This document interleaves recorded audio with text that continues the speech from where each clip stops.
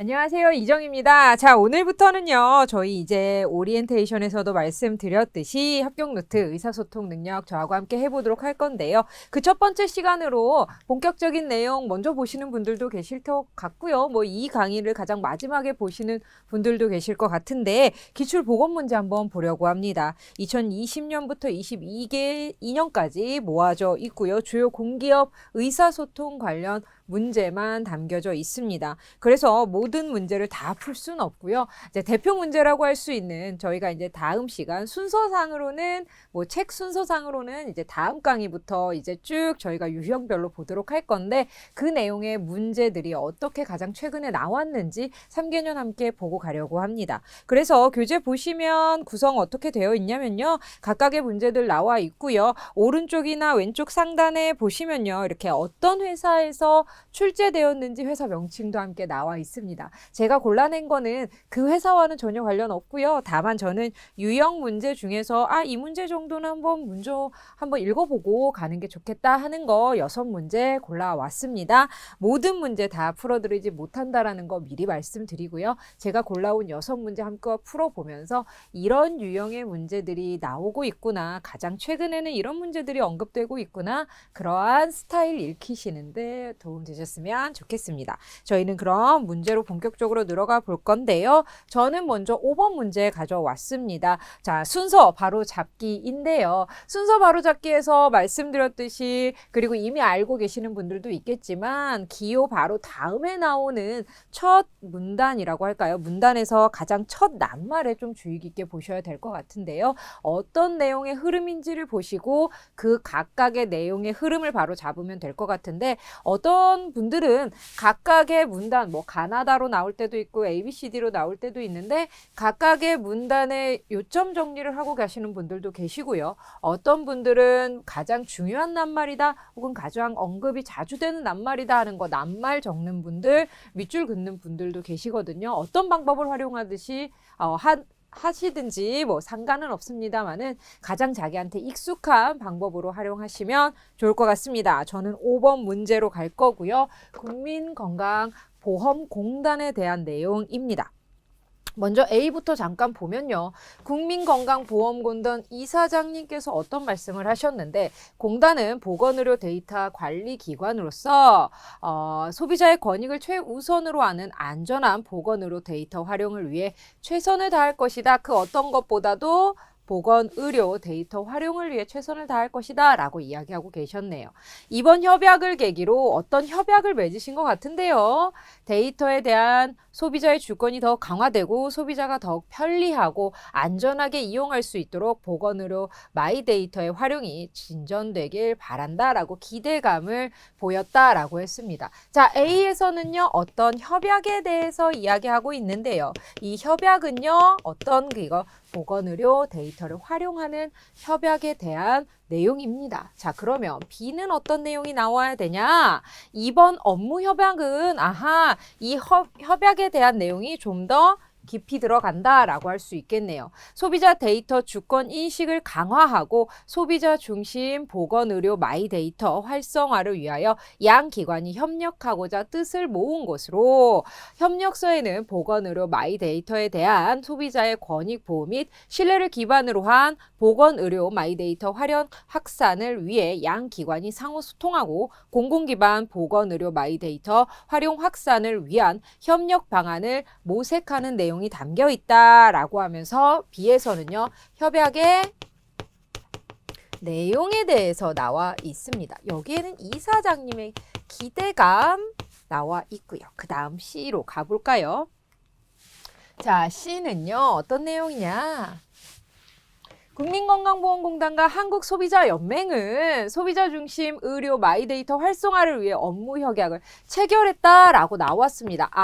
그러니 C에서는요. 어떤 두 단체 이름이 언급되고 있고요. 이런 것들을 위해 업무 협약을 체결했다라는 안내가 나와 있네요. 의료 데이터 수집과 활용, 소비자 관점에서의 도전 과제라는 주제로 국회 토론회를 공동으로 개최하였다라고 하면서 여기에서는요. 어때요? 국민건강보험공단과 한국소비자연맹이 업무 협약을 체결했다라는 두 기관의 이름 명칭 나와 있습니다. 그렇다 보면 ABC만 보더라도 우선 아하, 업무 협약에 대한 내용이구나 라는 거, 그것을 소개하고 앞으로 어떤 내용이 이어질 거, 어떤 분야를 활성화해서 어떻게 될 것이다 라는 것을 지금 이어나가고 있다는 걸 알 수 있고요. 우리 여기까지만 보더라도 C가 가장 처음에 와야 된다라는 거 알 수 있습니다. C는 어떤 기관이 협약을 하고 있으며 그 다음 D도 한번 볼까요? 이어서 공단과 한국소비자연맹이 공동으로 개최한 토론회에서는 이라고 하면서 D에서는 토론회 이야기를 하고 있네요. 소비자 중심 건강 포럼의 대표를 맡고 있는 동국대학교 오성우 교수가 좌장을 맡아 보건의료 및 빅데이터 분야 전문가들의 발제와 패널 토론을 통해 소비자 데이터 주권 개념을 중심으로 한 의료 마이데이터 활성화 방향에 대하여 심도 있는 논의가 이어졌고요. H대학 의과대학 A 교수의 의료 마이데이터 현황과 소비자 혜택 강화를 위한 개선안을 시작으로 공단 빅데이터 비전략본부장의 소비자 권익 보호를 위한 건강보험 마이데이터 전략에 대한 발제가 이루어졌고요. 국립암센터 C 교수의 소비자 중심의 나의 건강기록 활용에 대한 발제가 진행되었다라고 하면서 토론에 대한 이야기 나왔습니다. 그럼 우리 순서 바로 잡아보자면요. 먼저 C, 어떤 기관에서 어떻게 이루어질 거고요. 그 다음 무슨 내용 나와야 되냐? 협약 내용은 무엇이며 협약을 이렇게 할 것입니다. 그리고 이어서 토론회를 이렇게 거칠 거고요. 이러한 일련의 과정을 거쳐서 어때요?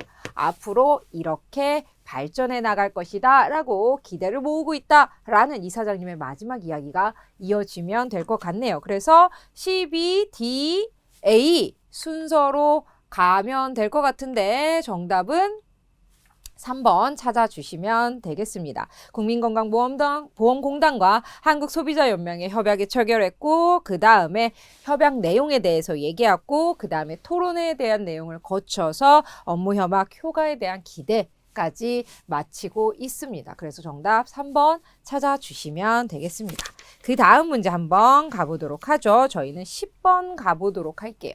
너찌 효과에 대한 적절한 예시를 찾아라 라고 했습니다. 자, 이렇게 기본적으로 우리가 많은 긴 글들 혹은 짧은 글들을 읽어 나가면서 대부분은 주제를 찾던가 일치 불일치를 찾던가 어떠한 반박을 찾던가 혹은 빈칸에 대한 내용을 찾던가 이렇게 기본적으로 어때요? 여러분들이 글을 읽어 나면서 정확한 독해가 이루어져야만이 어떠한 문제가 나왔을 때 해결할 수 있는 근거 자료가 된다라는 거 알고 계실 겁니다. 이 문제는요. 너찌 효과에 대한 내용만 묻고 있는 것이 아니라 그거에 대한 예시로 적절하지 않은 것을 골라라 라고 했습니다. 조금 더 꼬아놨다 라고 할 수 있죠. 그러나 이러한 모든 것들이 거쳐갈 때는 맞습니다. 정확한 독해가 먼저이니까요. 자, 이 글을 딱 봤을 때 문제에서 너찌 효과에 대한 내용에 대해서 묻겠구나 라는 거 우리는 감 잡을 수 있습니다. 그거에 대한 예시이다 보니까 너찌 효과를 우리가 충분히 잘 이해하고 넘어가야 되겠는데요. 한번 보죠. 자, 우리 대다수는 이메일을 일상적으로 사용하면서 가끔 첨부 파일을 깜빡 있는 실수를 졸졸 범한다. 만약 이메일 서비스 제공업체가 제목이나 본문에 파일 첨부란 단어가 있음에도 사용자가 파일을 첨부하지 않을 경우 혹시 첨부해야 할 파일은 없습니까? 라고 발송 전 미리 알려주면 어떨까? 예시로 안전벨트 미착용 문제를 해결하기 위해 지금처럼 경찰이 단속하고 과태료를 물리는 것보다 애초에 안전벨트를 착용하지 않으면 주행이 되지 않게 설계하는 것은 어떨까? 좋은 방법인데요. 이처럼 우리 인간의 선택과 행동을 두고 규제, 단속, 처벌보다는 부드럽게 개입하는 방식은 어떨까? 너찌는 강압적이지 않은 방법으로 사람들의 행동을 바꾸는 현상을 의미한다. 너찌의 사전적 의미는 팔꿈치로 슬쩍 찌르다, 주의를 환기하다인데 시카고대 교수인 행동경제학자 리처드 탈러는요. 하버드대 로스쿨 교수 캐스 서스타인은 이 두 교수님은요. 2008년 너찌라는 책을 내놓으면서 너찌를 사람들의 선택을 유도하는 부드러운 개입이라고 정의하였다. 훨씬 더 괜찮네요. 자, 이 책은요, 세계 여러 나라에서 번역되었는데 특히 한국에서는요, 2009년 봄, 넛지 똑똑한 선택을 이끄는 힘이라는 제목으로 출간된 이후 대통령이 여름 휴가 때 읽고 청와대 직원들에게 이 책을 선물하면서 화제가 되기도 했다고 합니다. 부드러운 간섭을 통한 넛지 효과를 활용해 변화를 이끌어낸 사례는 많은데요. 부드러운 간섭, 이것이 바로 넛지인데요. 그 중에서 기업 마케팅 전략으로 넛지 마케팅이 최근 각광받고 있습니다.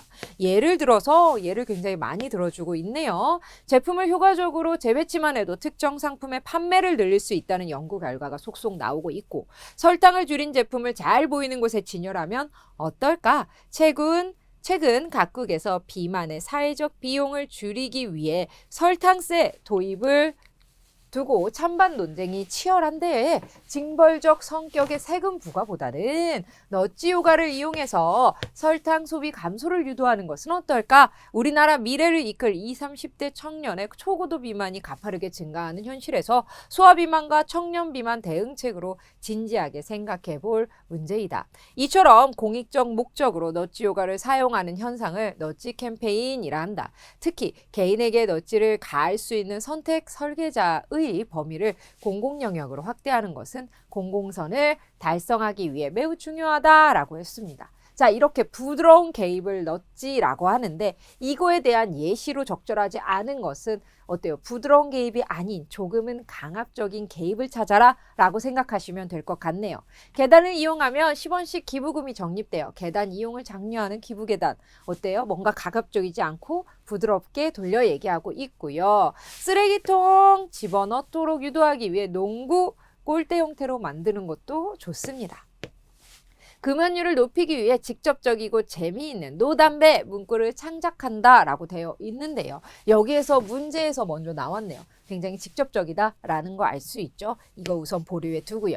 계단을 오르내리면 피아노 소리가 나와 호기심 계단으로 이용을 장려하는 피아노 계단. 이는 어때요? 다이어트에도 조금 효과적일 것 같아요. 아이들의 손 씻기를 장려하기 위해 비누 안에 장난감을 집어넣은 희망비누라고 해서요. 나머지는 모두 다 무엇인가를 장려하기 위해 또 다른 방법을 사용했는데 3번만 직접적인 문구를 사용하고 있죠. 그렇기 때문에 넛지와 관련이 없는 것은 3번 찾아주시면 되겠습니다. 넛지에 대한 내용도 알아야 되고요. 그거에 대한 예시도 찾아야 되고, 그 중에서 아닌 것까지 골라내야 하는 문제였습니다. 그 다음 문제로 가볼까요? 저는 15번 가져왔습니다. 자, 15번 문제는요, 밑줄 친 부분을 읽고요. 그것에 대해서 어때요? 이것에 대한 답변을 요구하고 있습니다. 그렇기 때문에 독해를 한 다음에 답변까지 고려해야 되겠네요. 한번 읽어볼까요? 한 장의 종이를 반으로 계속 접어나간다면 과연 몇 번이나 접을 수 있을까? 얼핏 생각하면 수없이 접을 수 있을 것 같지만 실제로는 그럴 수 없대요. 그 이유는 무엇일까? 그러면 얼핏 생각하면 수없이 접을 수 있을 것 같지만 완벽하게 계속 접어나갈 수 없는 이유, 종이를 반으로 계속 접을 수 없는 이유를 찾아야 되겠네요. 우리는 그것에 대해서 글 안에서 찾아보도록 하죠. 먼저 종이를 접는 횟수에 따라 종이의 넓이와 두께의 관계가 어떻게 변하는지 생각해보자 라고 하면서 쭉 이어져 나가고 있습니다. 지구에서 달에 이를 수 있는 거리에 이르게 됩니다. 물론 이때 종이를 접으면 생기는 종이의 두께는 종이의 길이를 초과할 수 없으므로 종이 접기의 획수 역시 무한할 수 없다라고 되어 있네요. 두꺼워지기 때문에 어때요? 접으면서 두께는 종이 길이를 초과할 수 없기 때문에 접을 수 없다라는 힌트가 나와 있고요. 계속해서 볼까요? 다음으로 종이를 접는 횟수에 따라 종이의 길이와 종이가 접힌 모서리 부분에서 만들어지는 반원의 호 길이가 어떻게 변하는지 한번 알아보자라고 두 번째 의문을 제시했습니다. 종이의 길이가 T이고요. 길이가 L인 종이를 한번 접으면 접힌 모서리 부분이 반원을 이루게 되지요. 이때 반원의 반지름 길이가 어때요? 솜자 T이면 반원의 호 길이는 파이 T가 됩니다. 결국 두께가 T인 종이를 한 번 접기 위해서는 종이의 길이가 최소한 파이 T보다는 길어야 합니다. 예를 들어 두께가 1cm인 종이를 한 번 접으려면 종이의 길이가 최소 3.14보다는 길어야 한다는 것이다. 그런데 종이를 한 방향으로 2번 접는 경우 접힌 모서리 부분에 반원 3개가 나타납니다. 그래서 모서리에 생기는 반원의 호 길이를 모두 합하면 가장 큰 반원의 호 길이인 2파이 t와 그 반원 속에 작은 반원의 호 길이인 파이 t, 그 다음 처음 접한 반원의 호 길이인 파이 t, 즉 4파이 t가 되게 됩니다. 굉장히 좀 복잡해 보이죠? 하지만 우리가 이 수학적인 내용을 전부 다 이해하라는 것이 아니죠. 정말 원하는 것은 글 안에서의 우리의 답변입니다. 독해를 해 나가면 되는데요. 계속 볼게요. 그러므로 이런 표지를 봐야 됩니다.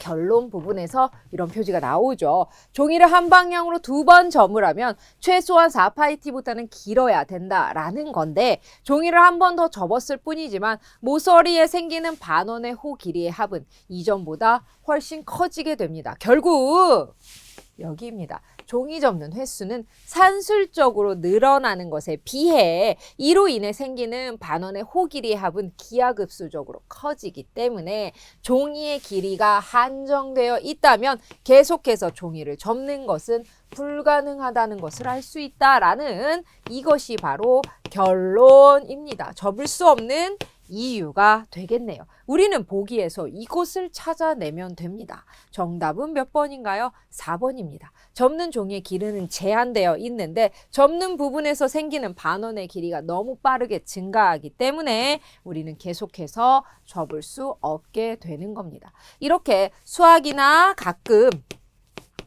과학이나 경제 이런 내용들의 독해가 굉장히 자주 출제가 됩니다. 그렇다 보면 우리가 조금 생소했던 낱말이라던가 어휘 이러한 것들의 개념조차 모르는 것들이 가끔 나오는데 이럴 때에는 이런 것을 다 알고 넘어가야 이해해야 한다라고 하기보다는요. 이거는 글 안에서 그대로 놔두고 글의 흐름이 어떻게 나가는지를 보시면 됩니다. 문제에서는 이유를 물었고요. 그것이 가장 글 마지막 부분에 결론이 지어져 있었습니다. 그것을 찾아 나간다면 문제 충분히 해결할 수 있으니까 우와 조금 읽어보고 우와 나 이거 도통 모르겠다 이거 정말 내가 조금 싫어하는 혹은 내가 너무 생소한 그런 분야인데 라고 하더라도 독해의 끈을 놓지 말고요. 어때요? 글의 흐름을 읽어 나가면 충분히 그 안에서 찾아낼 수 있다라는 거 말씀드리도록 하죠. 15번 정리하고요. 저희는 그 다음 문제 추론 문제 16번으로 갈게요. 16번입니다.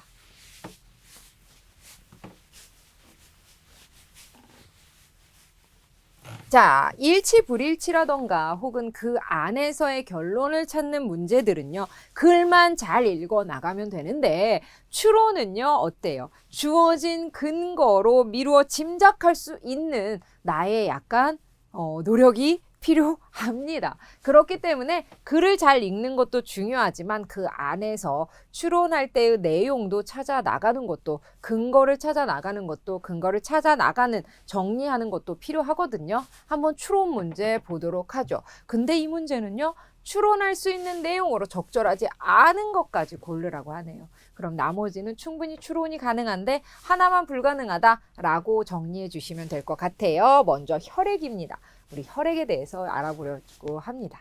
자, 혈액을 통해 운반된 노폐물이나 독소는 주로 콩팥의 사구체를 통해 1차적으로 여과됩니다. 사구체는 모세혈관에 뭉쳐진 덩어리로 보먼주머니에 담겨 있는데 사구체는요. 들쇠동맥에서 유입되는 혈액 중 혈구나 대부분의 단백질은 여과시키지 않고 날쇠동맥으로 흘러보내며 물, 요소, 나트륨, 포도당 등 같이 작은 물질들은 사구체막을 통과시켜 보먼주머니를 통해 세뇨관으로 나가게 합니다. 이 과정을 우리는 사구체 여과라고 합니다. 약간 어때요? 다 흘려보내는 게 아니라 걸른다라고 생각하시면 되겠네요. 사구체 여과가 발생하기 위해서는요. 필요한 게 사구체로 들어온 혈액을 사구체 막 바깥쪽으로 밀어주는 힘이 필요한데 이 힘은 주로 들쇠동맥과 날쇠동맥의 직경 차이에서 비롯이 됩니다. 사구체로 혈액이 들어가는 들쇠동맥의 직경보다 사구체로부터 혈액이 나오는 날쇠동맥의 직경이 작습니다. 그렇기 때문에 이에 따라 사구체로 유입되는 혈류량보다 나가는 혈류량이 작기 때문에 자연히 사구체의 모세혈관에는 다른 신체 기관의 모세혈관보다 높은 혈압이 발생하고 있고요. 이 혈압으로 인해 사구체의 모세혈관에서 사구체 여과가 이루어지게 됩니다. 이 혈압으로 인해서 여과가 발생하게 된다라고 하고 있네요. 계속 볼까요? 사구체의 혈압은요, 동맥의 혈압에 따라 변화가 일어날 수 있지만 생명 유지를 위해 일정하게 유지가 됩니다. 사구체막은 사구체 여과가 발생하기 위해 적절한 구조를 갖추고 있고요. 사구체막은 모세혈관의 벽과 기저막, 보번 주머니 4층으로 구성되어 있습니다. 모세혈관 벽은 평평한 내피세포 한 층으로 이루어져 있고 이 내피세포들에는 구멍이 있으며 내피세포들 사이에도 구멍이 있다. 이 때문에 사구체의 모세혈관은 다른 신체 기관의 모세혈관에 비해 동일한 혈압으로도 100배 정도 높은 투과성을 보인다. 기저막은 내피세포와 보먼주머니 4층 사이에 비세포성 젤라틴 층으로 콜라겐과 단단백질로 구성이 되어 있는데요. 콜라겐은 구조적 강도를 높이고 단단백질은 내피세포의 구멍을 통과할 수 있는 알부민과 같은 작은 단백질로 여과를 억제하고 있습니다. 이는 알부민을 비롯한 작은 단백질들이 음전하를 띠는데 단단백질 역시 음전하를 띠기 때문에 가능한 것이라고 얘기하고 있네요. 자, 보먼주머니 4층은 문어처럼 생긴 발세포로 이루어지는데 각각의 발세포에는 돌기가 나와 기저막을 감싸고 있고요. 돌기 사이에 좁은 틈을 따라 여과액이 빠져나오며 보먼주머니의 내강 도달하게 됩니다. 자, 내피세포에 나 있는 구멍보다 입자가 작은 단백질은 전하의 성질을 이용하여 여과할 수 있다라는 거 방금 전에 음전화에 대한 내용 이야기했고요. 효율적인 여과를 위해서는 사구체의 혈압이 혈액 속 성분에 따라 유동적으로 변화하는 것이 필요하나 여기에서 뭐라고 나왔나요? 위에서 보면 일정하게 유지됩니다. 생명 유지를 위해서는 일정하게 유지가 된다라고 했죠. 이 내용 우선 아니고요. 사구체를 통과하는 혈류는 신체의 다른 부분보다 높은 압력을 받게 되고 이는 직경의 차이이다라고 했죠. 콩팥의 사구체라는 기관이 우리 몸의 여과를 전적으로 담당하는 것은 아니다라는 거. 1차적으로 여과된다라는 가장 첫 번째 문단을 통해서 우리는 이 내용도 미루어 짐작할 수 있습니다. 그렇기 때문에 이 내용만 해당하지 않네요. 2번에 대한 내용을 보시면 앞에서 보시면 음전하를 띠고 있다라는 내용 나왔고요. 성분에 따라 유동적으로 변한다라고는 하지만 두 번째 문단에서 보면 사구체의 혈압은 동맥의 혈압에 따라 변화가 일어날 수 있지만 생명 유지를 위해서는 일정하게 유지된다라고 했기 때문에 정답 2번 찾아주시면 되겠습니다. 출원 내용이었고요. 저희는 그 다음 문제 23번 한번 풀어보려고 합니다.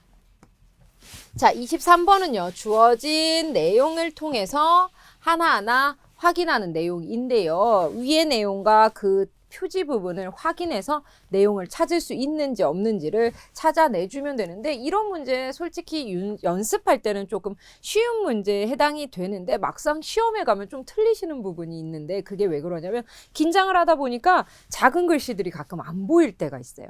그렇기 때문에 연습할 때 좀 충분히 천천히 마음 먹고 풀어보도록 하죠. 조금 쉬운 문제에 해당이 됩니다. 자, 다음은 국민행복카드에 대한 자료입니다. 보기에서 국민행복카드에 대한 설명으로 적절하지 않은 걸 골라라 라고 했네요.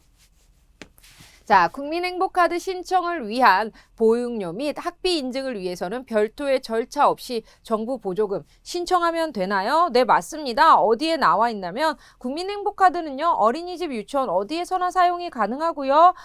정부 보조금 신청하면 어린이집 보육료와 유치원 유아육비 인증이 가능합니다. 라고 하면서 또 다른 인증 절차가 있다라는 얘기는 하고 있지 않습니다. 그 다음 온라인이나 오프라인 둘 중 어떤 발급 경로를 선택하더라도 연회비는 무료인가요? 네, 맞습니다. 위에서 보면요.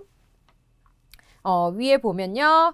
위에 보면 보조금 신청서 카드 발급 그 밑에 작은 글씨로 연회비 무료 라는 글씨 보이시죠? 그리고 오프라인도 마찬가지입니다. 보조금 신청서 그 밑에 카드 발급 밑에 이 표시로 어때요? 연회비는 무료라고 되어 있죠? 작은 글씨로 이런 표시 나와 있죠. 그 내용에서 확인할 수 있습니다. 디귿도 보죠. 국민행복카드 신청을 위한 보조금 신청서는 읍명동 주민센터 복지로 혹은 카드사 홈페이지에서 작성할 수 있으며 작성 초에 제출하면 된다라고 했는데요. 위에 보면요. 보조금 신청서는 복지로 홈페이지나 읍면동 주민센터까지만 나와 있습니다. 카드사 홈페이지는 나와 있지 않죠. 디귿은 아니고요. 오프라인으로 신청한 경우 카드를 발급받기 위해서는 읍면동 주민센터 혹은 전국은행 지점을 방문하여야 된다라고 했는데 오프라인으로 신청했을 때